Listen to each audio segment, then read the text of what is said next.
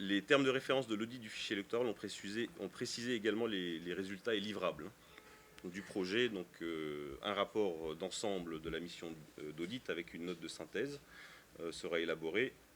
Et un atelier de restitution du rapport d'audit a été organisé en présence des différents acteurs le 13 février dernier. Les TDR avaient également spécifié le profil des auditeurs, la durée de la mission d'1 mois, le profil qui a guidé EQUESS dans sa sélection des membres de l'équipe, ainsi que le suivi des conclusions de l'audit. Donc un comité de pilotage composé de représentants et des acteurs du processus est mis en place pour assurer le suivi et conclusions et recommandations de la mission d'audit.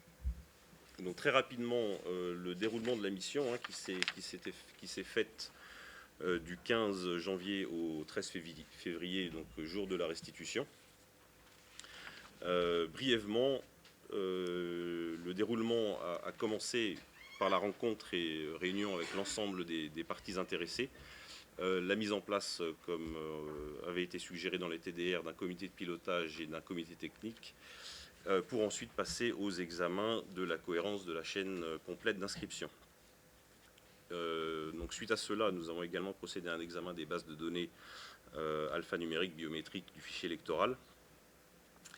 Et vu la complexité un petit peu liée au couplage de la carte CDAO avec la carte d'électeur, il nous a été nécessaire d'aller au-delà du cadre prévu dans les TDR, en élargissant le champ des recherches à l'ensemble des systèmes, je dirais, technologies mises en œuvre, notamment en effectuant des analyses croisées avec la carte, le fichier de la carte d'identité nationale.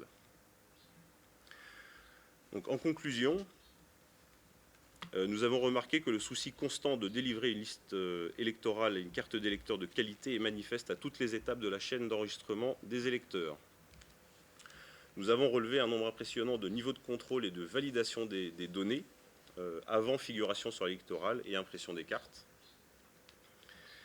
Les conditions techniques de mise en œuvre et une meilleure formation et évaluation du personnel dédié à tous les niveaux auraient permis d'éviter beaucoup des erreurs rencontrées lors de la précédente révision exceptionnelle. Par exemple, les différents logiciels et applications ont connu à l'époque des ajustements durant les opérations avec des tests insuffisants avant déploiement. Donc ça a causé quelques problèmes. Quoi qu'il en soit, et en considérant les erreurs qui ne portent pas de préjudice à la possibilité de vote, en prenant aussi en considération les dossiers encore à traiter, nous avons pu faire une estimation du taux d'erreur sur le fichier compris entre 1,2 et 1,9%.